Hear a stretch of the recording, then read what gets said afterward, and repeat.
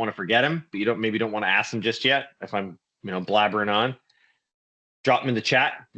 Bill will be sure to ask them when we either take a break or when we get to the end, so we make sure we get everybody's questions answered. Sound good? Let's go. Come on, there we go. Some of the key Lennox products that are going to come out this year, A2L. We're going to focus mainly on our single stage units, which are, sorry, I can't see behind this screen. I want there we go, the laser pointer. I got a couple screens going. I can't see sometimes.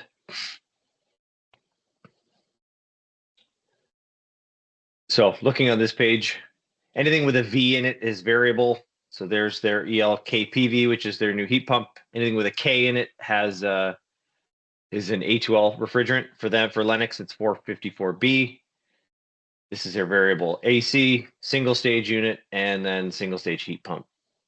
Nothing too crazy. They all look the same because I'm pretty sure they're the same picture Lennox posts online.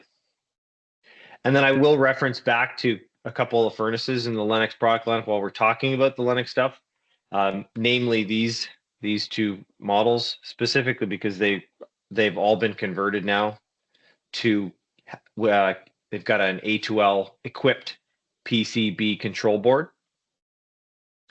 So it will take a sensor, an A2L sensor, and it will be able to test. You'll be able to test, and we'll get into that stuff too. I won't focus too much time on these furnaces specifically. They are GWP enabled or low GWP enabled. They have been for quite some time now. I think Lennox brought them out last year, mid season, something like August or something. We were starting to hear talk of having to actually turn off some of the A2L capabilities because of the units we were installing still were not A2L equipped. So we had to turn off some of the functionality. Let's get into it. Before I get started, actually, one quick question. Is there anything that you guys want to hear about or have heard or are questioning, stuff you want to maybe better understand that maybe you have concerns about? Something that maybe, from an installation perspective or technical perspective, I can answer for you or get, open a discussion up.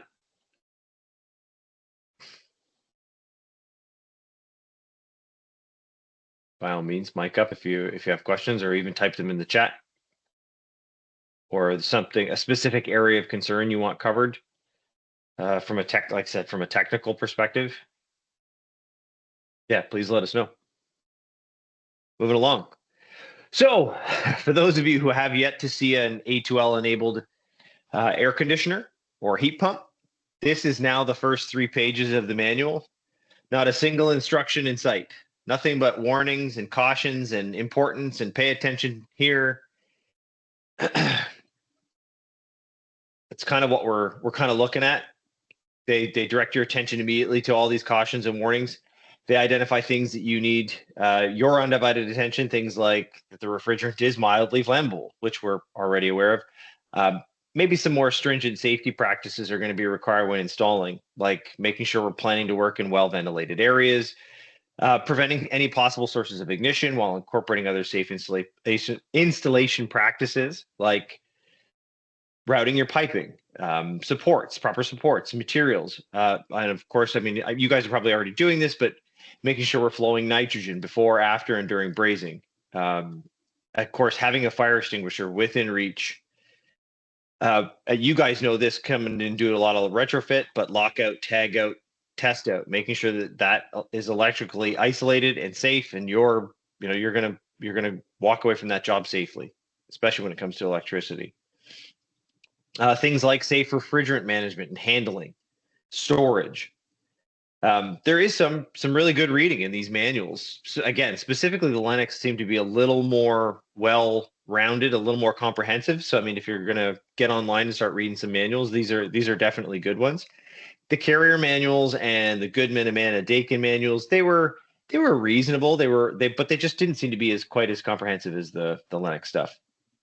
So I would strongly encourage you to take a minute and just go through these these warnings and cautions and better understand what it is the manufacturer is trying to spell out so that you know that you're working safely before you jump into any A2L based installation.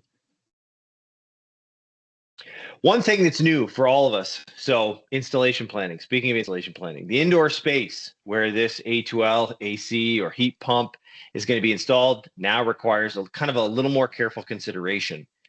Based on the total refrigerant charge, as you can see across that highlighted table, that TA min table, is a minimum condition space requirement. Now, it doesn't look too crazy. That warning in the left corner kind of explains it. This is page 4, by the way. So the warnings do continue. Anyway, basically what I'm trying to say is there's now a total area minimum based on your system, total system charge. That includes piping, any additional refrigerant charge for piping. If you've got a larger indoor coil for, say, a heat pump you're pairing up, you want better heating output or it's a match system for AHRI compatibility, or you're going to get a rebate, or your homeowner's going to get a rebate. You may need an additional charge that might push it over the 10 or 15 pounds. The warning on the top left also states that there cannot be an open flame appliance without an effective flame arrest system. Any gas appliances like furnaces and gas-fired water heaters within that same space will both need to be considered. And we're going to get into a little more detail as we kind of move forward, but I want to go through an example, sizing the room first, kind of give you guys a sense. So you guys actually can open up your mics here because you're going to see what's coming. I use the EL18 KCV, so that's the new 454B low GWP equipped air conditioner, single stage AC, which is their Elite Series variable model. You can see the refrigerant weights as the units have been produced and shipped in specs on the chart kind of below here. So where that arrow is kind of pointing to, even up to the 5-ton model all the way at the far right, they all ship with less than 10 pounds and will allow for up to the standard 15 feet of line set that Lennox traditionally does. Carrier's the same way, Goodman is the same way, 15 feet of line set before you've got to add any additional charge.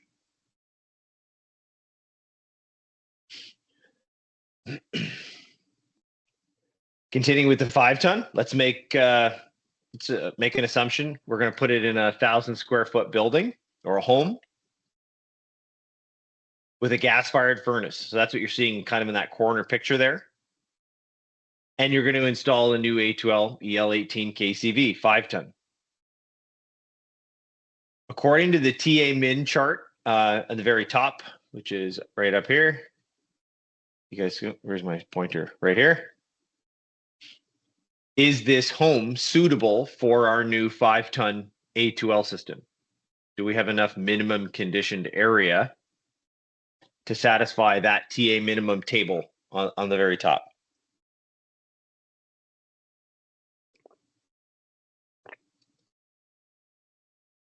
Anybody, just open your mic and say yes or no.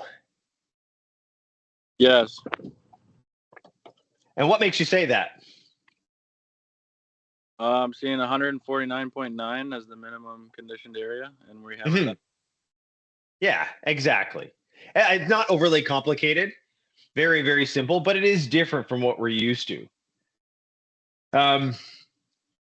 This TA minimum table, you're going to find it or something like it, depending on the manufacturer, on the indoor coil. There'll be a sticker on it. It's also in the manual, of course. This is where I pulled this from, but there's going to be a sticker on the front. Carrier uses a multiple of every pound of refrigerant, you multiply by 15 for your minimum square footage. If you guys got pens and papers or something to write on, or something to take notes on, just a couple of minor, I guess, important notes for the refrigerant you're going to be using. R454B, which is going to be in your Carrier product, ICP, Bryant, Lennox, probably Airflow. You're going to find that its lower flammability limit, or its percentage, is 11.3%. and its upper flammability limit percentage is 23.6%. And then the Daikin, Amana, Goodman line is going to be R32. Its lower flammability limit is 13.6%, and its upper is 28.4. So they kind of range pretty close. I mean, R454B is made up of about 70% R32. So it's not surprising that their flammability limits are pretty close to each other. And one other quick side note. I mean, not that we need to be concerned about it, but R410A, the refrigerant we've been using for the last, since 2006, I want to say.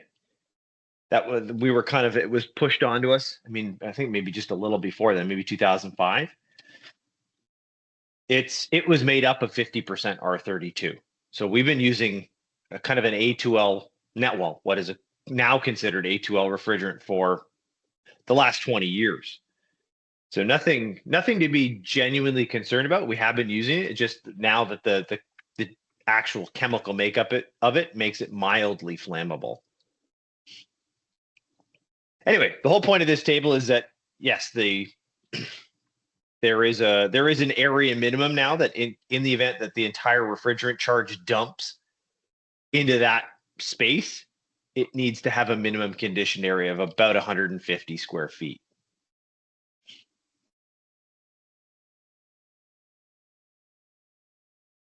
There's also a note here that you can see this highlighted where it's called Q minimum table. Basically refers to the fact that there's also a minimum CFM required during dilution. When I say that, what I mean by that is in the event there happens to be a refrigerant leak, maybe I don't know, one of the lines has a small leak, or the coil has a small leak in it, or one of the elbows, one of the manufacturer's joints has a small leak in it, a couple years down the road. There is a sensor in the coil, or on the coil, that will sense a small amount of refrigerant, actually about 1% of the total concentration in the air. At about 1%, Lennox will turn on their dilution or mitigation process. The board will bring on the fan, shut off all the heating sources and cooling sources. But there is a required minimum of 271 CFM for 10 pounds of refrigerant. And you can see on that chart, there are a series of different refrigerant weights and how much refrigerant is required, or how much CFM is required to be moved if there is a leak. Goodman handles this a little differently, especially with their TA minimum chart that we just covered.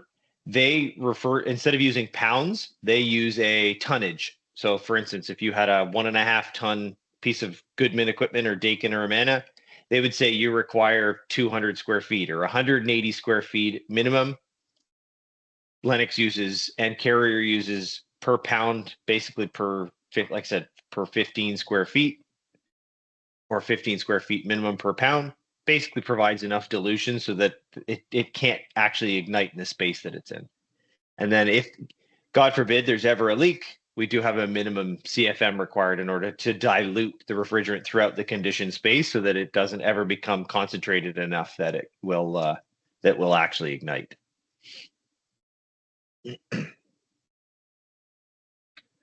Now to that final warning. So this is this interesting piece I think a lot of folks are having a little bit of trouble with, and we're still getting some of this stuff ironed out actually with Lennox, because we don't like the way a lot of this is written. But because the way it's written, we have to kind of adhere to it, because currently this is the manufacturer certified instructions. So as I mentioned earlier and highlighted within the warning there in green, the mechanical room can no longer have a source of steady flame or spark producing ignition, which includes gas appliances, unless they are equipped with an effective flame arrest device. So in or around 2003, FVIR or flame arrestor safety devices were required on tank type water heaters. So anything previous to 2003 may not be equipped with some sort of FVIR device, which means that most of our water heaters we work with should already be equipped. Note the ream tank example, utilizing a few of these devices like the arrestor plate in the bottom. So I don't know if you guys can see right here. The entire base of this unit has a plate in it that is actually an arrestor plate. Pardon me. And a spring-loaded combustion air shutoff plate, which is in the base as well, where combustion air is provided through. There's also that glass kind of flame arrest system. This thing's in my way. Wish I had a different screen. Right here. So if you look at this thing, that is the TRD, or thermal relief device, that will break if it's overheated, causing that spring-loaded door to kind of close and prevent any air from entering the combustion chamber below. Now, if I could just get this to move forward, everything would be fine. There we go. More often, most water heater manufacturers will utilize a flammable vapor sensor, like the one pictured on the bottom left, combined with an arrestor plate or an arrestor screen that also meets this standard that we're talking about, an effective flame arrest system. Be aware of the other possible gas or spark generating appliances near the A2L refrigeration systems that you're being installed, and maybe advise the homeowner of the same. We've kind of had this conversation amongst us ourselves and trying to get clarity on things like fireplaces, gas dryers, electric dryers, kind of in the same space. Right now, the current understanding is that as long as the room that spark generating appliance is in, if it's the dryer or the electric, maybe a fireplace, as long as we meet that TA minimum room size for the mechanical room, if the door, for whatever reason, the mechanical room happens to be sealed up with one of these spark generating devices, that's enough space to allow for that piece of equipment to be there. That is our current understanding, but we are still learning, and we're still trying to get clarification from Lennox, because their manual is probably the most strict sounding, especially in this warning. What other spark generating devices? I mean, you guys are out in the field. Is there anything you guys are seeing in a room where you're going to be installing this stuff besides a water heater and a furnace, or a dryer, or a fireplace? Anything else you guys typically see? Maybe not typically, but on the occasion you might see. Homeowners that like to have their own little workshops in the area of the furnace. Oh, yeah, that's possible. Sure. And there's a perfect opportunity to have and hopefully what's happening is the sales guys, they're going to get introduced to this stuff too. And so that they can have a conversation with the homeowner as well. At the same time, you guys are the gas professionals too. So it may need to be reinforced by you to say, yeah, what the salesperson has suggested to you is the right thing to do. Lennox has got another approach, so we'll kind of get into that too. But there is a way to kind of, there's a workaround, we'll call it.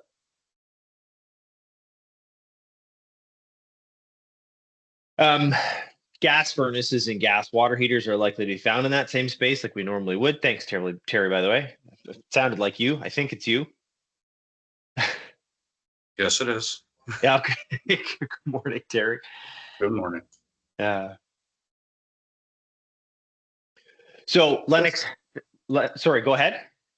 I just had a thought. With the sizing of everything, does that mean the EMCs are going to write down what the square footage is that's permitted to say it matches what's required in their notes? I haven't got a clue, Kirk. I haven't got a clue. Likely a good protocol, since they're selling the equipment, they can measure it up. Yeah, 15. Yeah, and a good rule of thumb again is 15 square feet per pound of refrigerant. Well, but I guess they'll in the same breath, Kirk. I mean, that line of questioning, the salesperson would have to know how much refrigerant is in the piece of equipment they're selling in order to size it correctly. You know what I mean? You just showed us a chart. No, amount. I know. Well, regardless if they know how many how much. It would have to be power- verified on site for sure.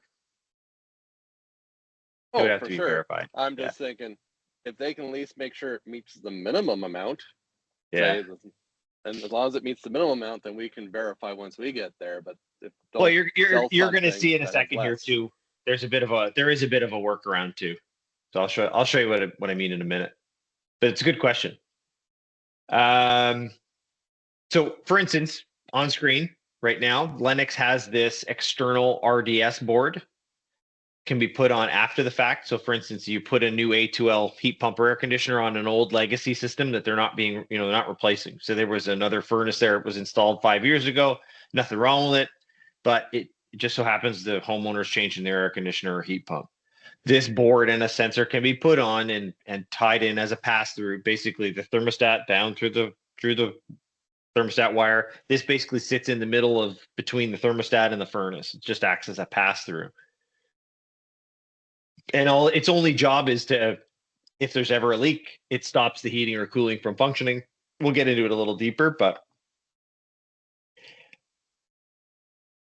and then Lennox has a couple versions. They have a 24-volt version and a communicating version.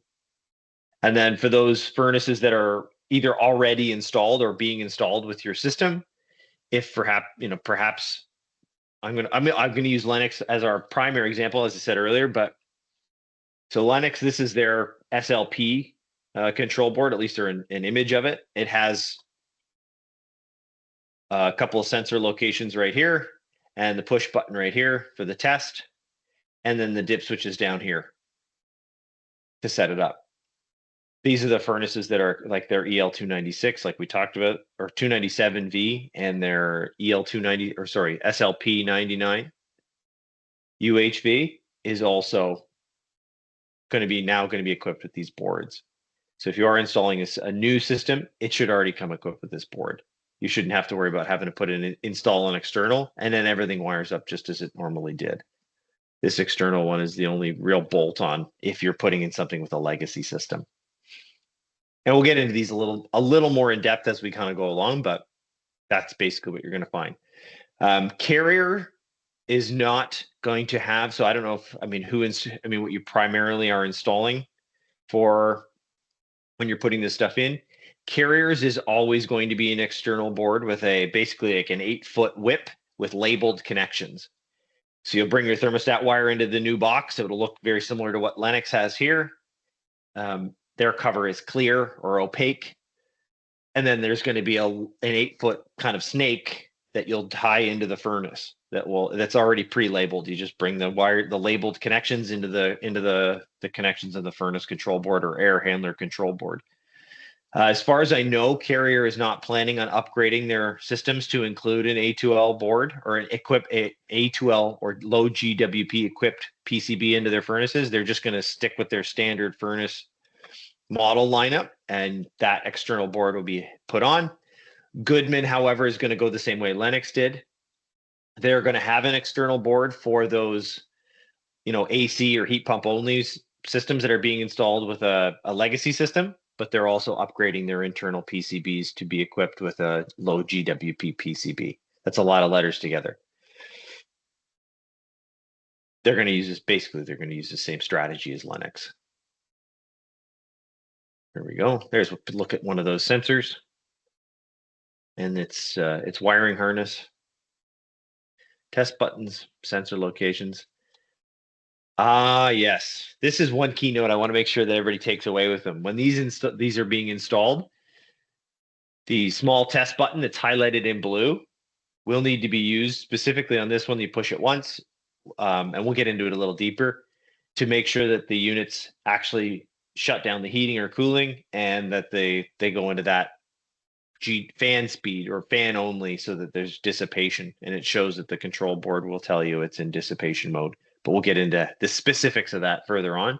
But these need to be verified that they're operational, and that in your final technician install notes or commissioning notes, it has to show and has to say specifically that these systems were tested and proven functional, so that they know that in the event there's ever a leak, that they were tested and proven that they operate if there is ever a leak.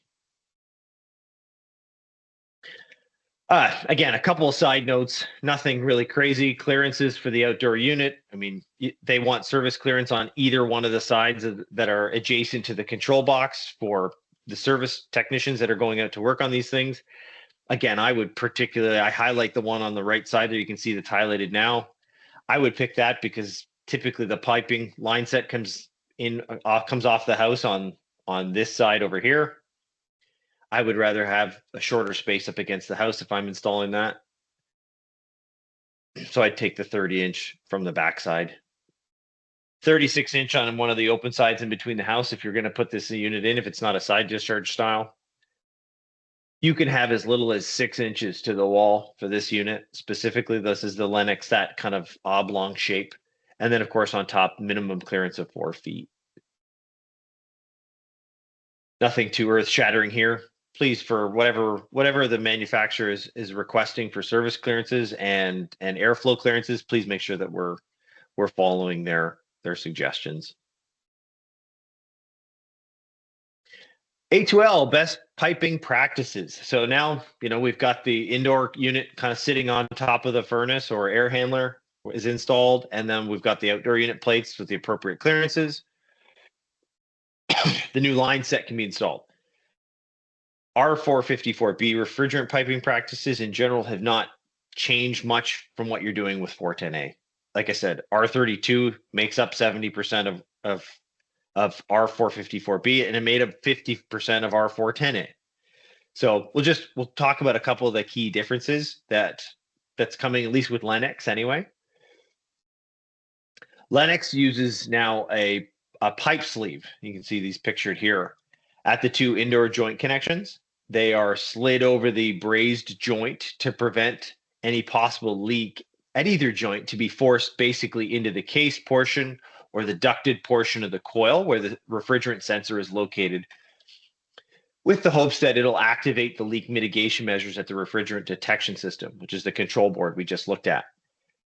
You can see on the picture, there's a gear clamp at the back end of the sleeve, and that's basically to prevent any refrigerant from basically seal up that sleeve around the back end of the pipe. It does come with some instructions if there is some confusion or concern about how they should be installed. That, like I said, that gear clamp will basically keep things sealed up, force that. If, again, God forbid there's ever a leak at the joint, it will force it into kind of this section of the coil. You can see how this open space here would push the refrigerant into here to where the sensor is located, and it'll activate those mitigation procedures from the RDS board. But it's not every installation that has one single joint at the sleeves. And as far as I know, Lennox is the only manufacturer that's actually utilizing this sleeve system. None of the other manufacturers are using it. So Goodman's point of view is if you have a joint in your piping or several joints in your piping, they need to be made accessible or left accessible. The oil that's in the systems is going to be the same or very similar to what 410A is being pushed with. So the oils are very similar. Still, all the manufacturers I read suggest flushing the system regardless of R22 or 410A so that your oil has been removed. If you had, for God forbid, had to reuse some of the line set, hopefully you won't have to. Ideally, we would like to have new line set put in. You mentioned that the joints have to be left accessible. If you cover an Armaflex, do you have to make a cut in the Armaflex where the coupling is and tape it with a marking of some kind? No, I don't think so. Not that I'm aware of. Nothing is stated in any of the manuals that says leave it marked where there's a joint, just leave it accessible. So if I've got Armaflex as a technician, I mean, I can cut into that myself. But as long as it's accessible, if I needed to get to it, I can get to it. So it's not basically, Kirk, it's a good question, but basically they don't want it covered up with drywall or covered over. I mean, now, to be fair, you can't stop them if the homeowner puts a drywall up after you've been there. But as we are aware, and the way they want it put together is that they want it so that there's no additional, ideally no additional joints inside. But if there are, they need to be left accessible. Now, like I said, Goodman or Lennox has a different strategy. You can actually add a second sensor to one of the control boards. I don't know if you remember seeing the control board pictured, or how there are actually for Lennox, and Lennox or ADP is the other coil manufacturer using that external RDS board. That one that I showed you with the Lennox that was pictured, they're using the same one. So they both have 2 sensor mounts. So you can actually add an additional sensor outside of the coil. So if your room doesn't qualify for size, if you have additional joints in the line set, there's a couple of different ways or a couple of different qualifying factors within the manual that basically say, if you need to add, or if you have this extra joint, or you don't have enough TA minimum, or you have a spark generating device in the room, you can add a second sensor. This is Lennox's approach. All of the other manufacturers outside of Lennox and ADP, they are not using a second sensor. They're relying on a single sensor within the coil to pick up any refrigerant detected to start those mitigation processes. Lennox's list here on the left, I'm not going to go through them, but basically they're saying within 0 to 9 inches of the back of the furnace, on the side of the furnace that doesn't have the return on it, they want you to put a sensor in there, a minimum, basically 9 inches off the floor, but below the refrigerant or below the burner of the furnace, install the second sensor. And the control board, you can tell it's got, 1 or 2 sensors, and we'll get into that, the depths of how to set that up, but you can add a second sensor. Line sets don't change for Lennox too much. Once you get, I pulled this out of the EL15 KC1, which is their single stage AC, and it just goes through each of the individual sizes. But if I was to pull any one of Lennox's pipe sizing charts out, at 3 tons, you can see the suction line changes to 7/8, and then at 5 tons, it changes to 1 1 inch. Now, Lennox does have additional documentation for anything beyond 50 feet for their piping and design guidelines, and they offer a couple of suggested piping practices within another document as well. Now, I think this was the same as the 410A, because this comes out right out of the 410A design manual. This is the one they're directing you to, is anything where your evaporator is below, or I shouldn't say your evaporator, your line set rises any more than 5 feet out to get outside your outdoor unit. If there's more than a 5-foot rise, they're expecting a trap to be installed, basically to ensure that the oil doesn't log out in the indoor unit or at the evaporator. It gets pushed back, or entrained within the refrigerant, gets pushed back to the compressor.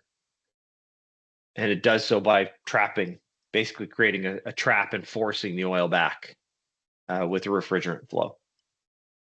Again, the piping, if you're looking for you're having trouble sleeping, you're looking for something to read at night, the refrigerant piping design guideline is it's great reading material for that. But if you just have some general questions, they have some pretty good answers on how to pipe and how to apply suction traps and riser traps if you need them, and anything beyond 50 feet within the piping guidelines.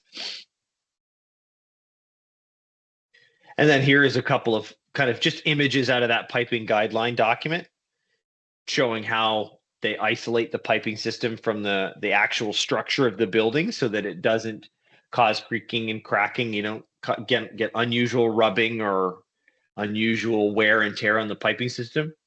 Again, this isn't exclusive to Lennox. I've seen this in the Carrier and the Goodman manuals as well, where they actually hang rather than strap to their joist as a suggestion, so that when there's expansion and contraction on the piping system, it can kind of move freely. It's not restricted by being held against or strapped tightly against a joist. And the only reason I bring this up is, I've had a couple instances where we've had to install.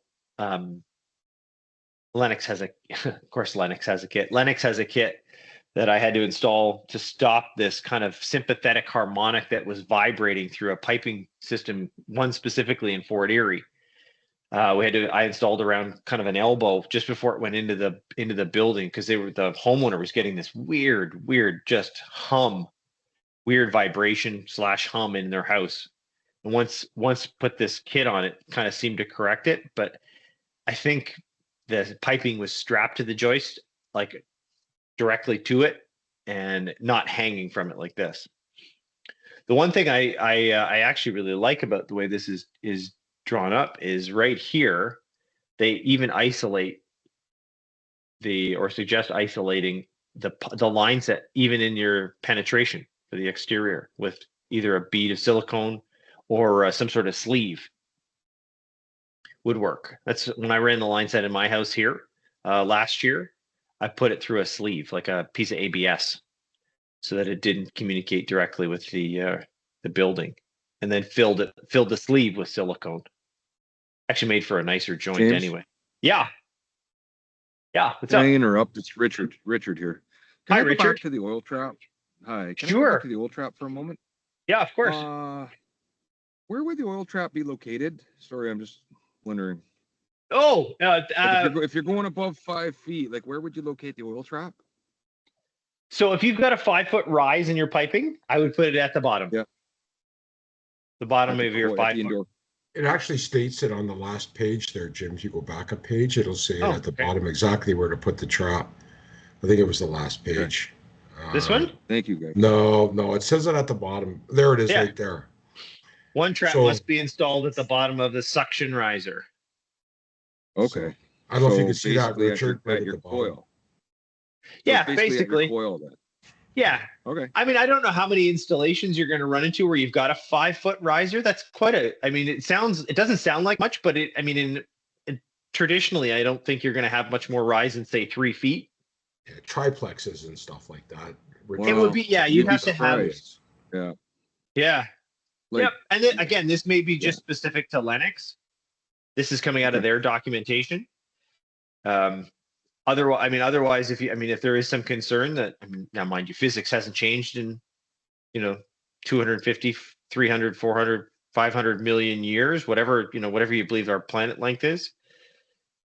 Physics hasn't changed. So I wouldn't be surprised if the other manufacturers are suggesting the same thing or have their own piping practices. They're hoping that their equipment is being installed to a certain specification, especially when you come into these larger risers. Well, Sorry, go suction ahead, Bill. traps they're not uncommon, right? Suction traps, right? When you start No. getting no. a riser, right? No, So I it's just realize that it actually states right there exactly where they want it. So Okay, thank you. no Yeah, problem. no worries. Moving along. The rest, some of these best practices are probably not going to come much of a surprise.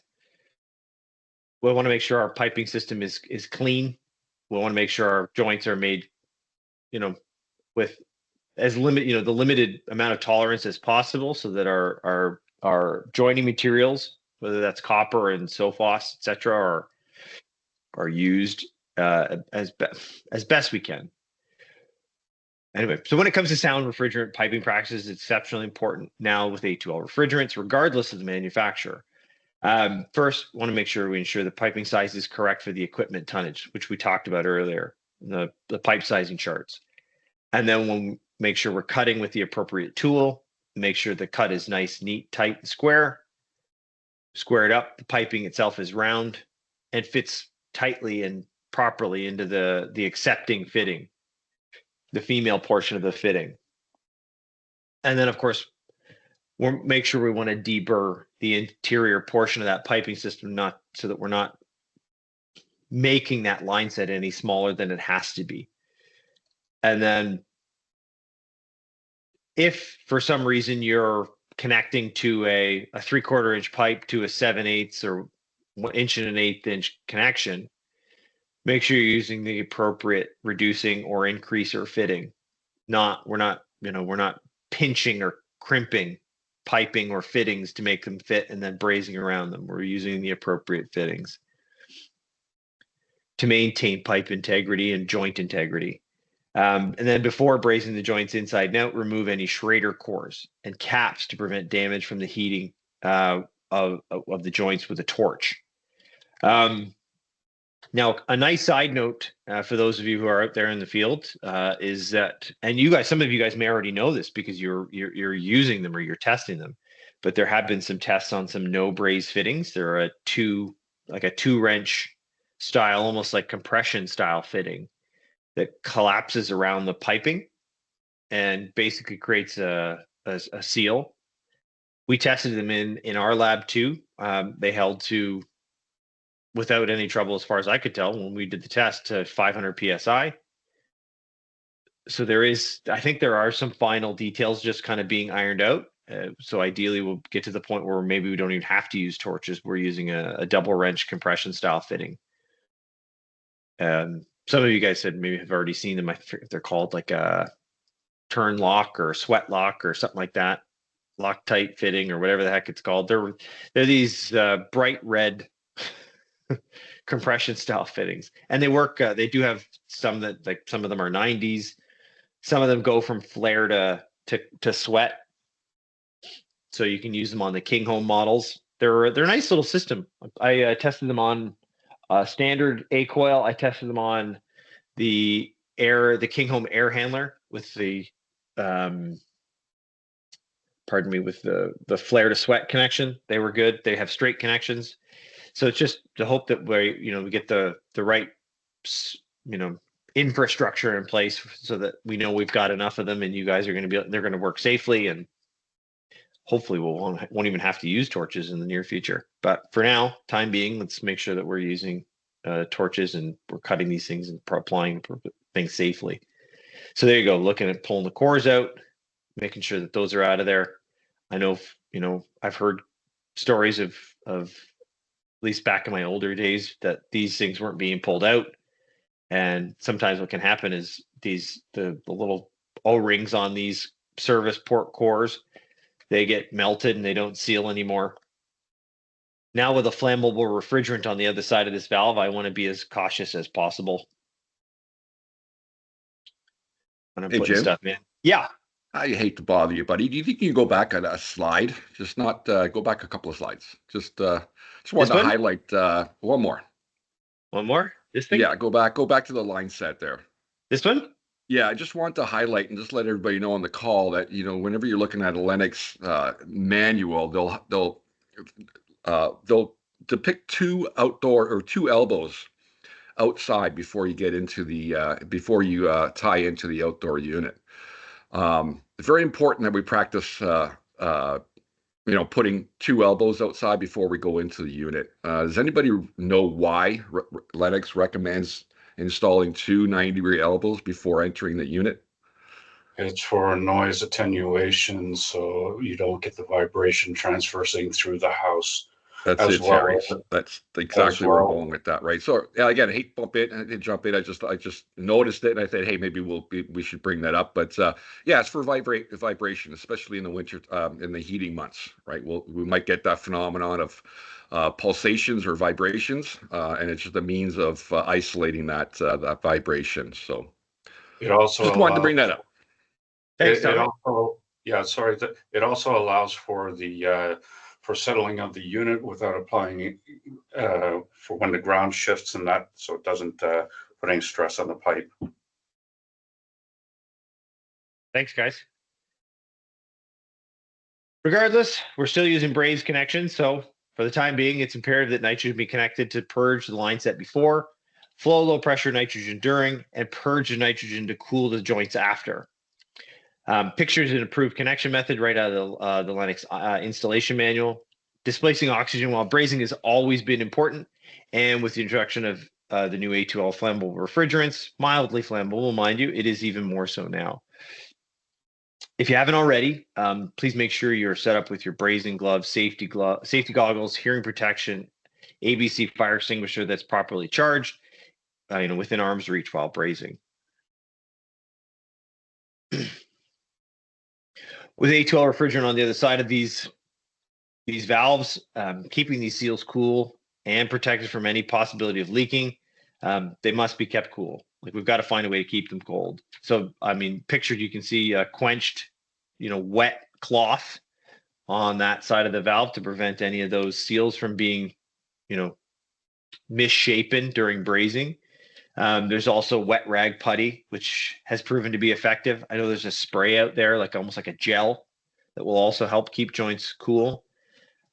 Regardless of your method, let's please make sure we're using an appropriate method to keep those joints or the valves themselves cool.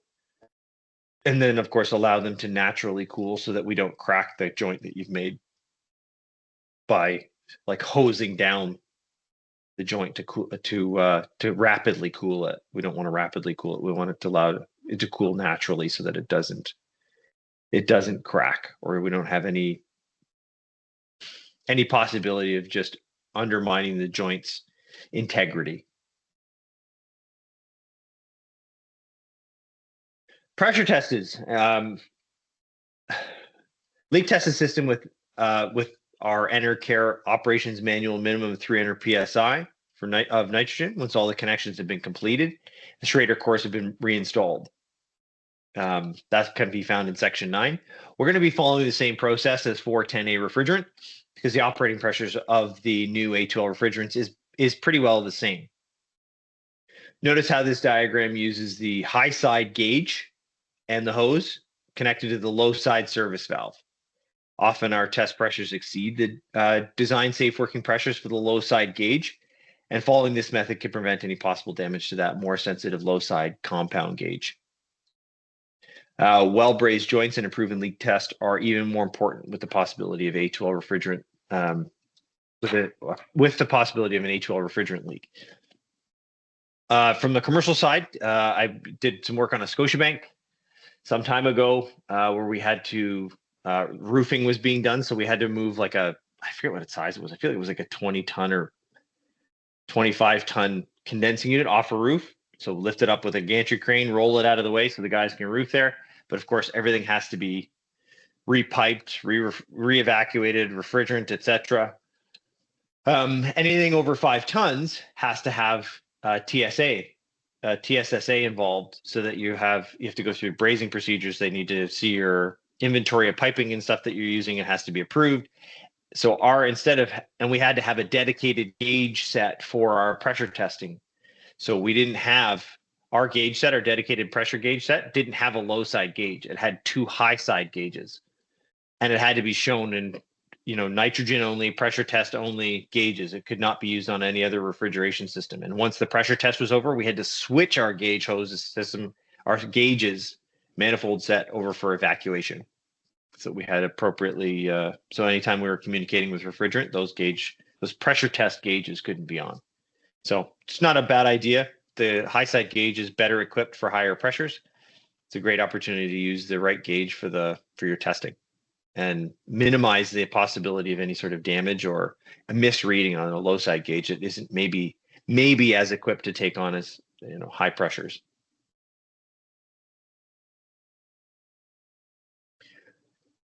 Once a pressure test has proven to hold and is shown to be leak-free, the system will be evacuated from both sides, low and high, as pictured, and the vacuum monitored by an approved quality micron gauge while following Enercare's operations manual section 9 evacuation procedure.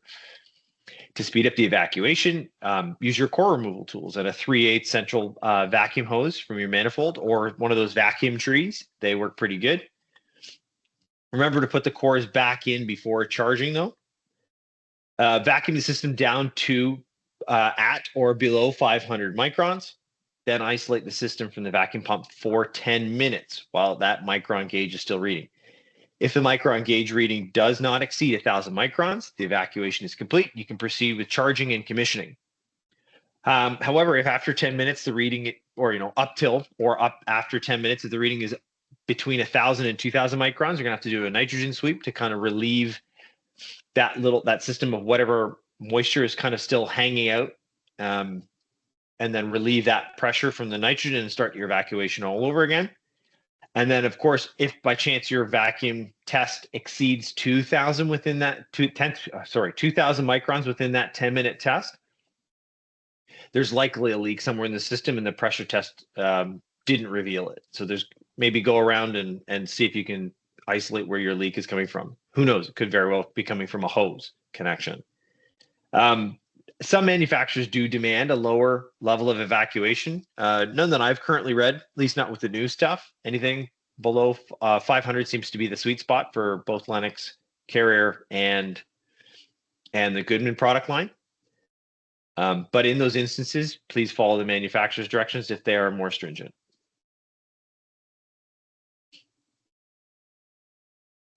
Oh yeah, there you go. There's a Schrader core removal tool. If you don't have one, they are a handy dandy little tool.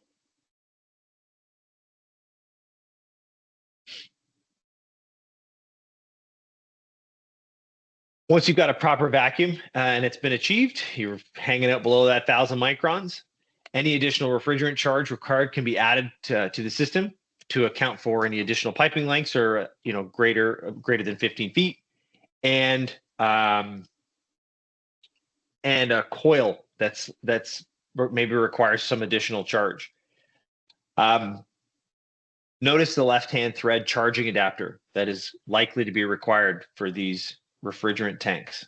I've recently heard that the R454B tanks may actually come equipped with them, but I haven't. Nobody's actually proven that the tank actually comes with the adapter. So for any, I think I heard Richard on the call or saw Richard on the call. You may require these left-hand thread adapters to get onto these new tanks, any of the A2L tanks, and it's just a protection device so that we don't cross-contaminate.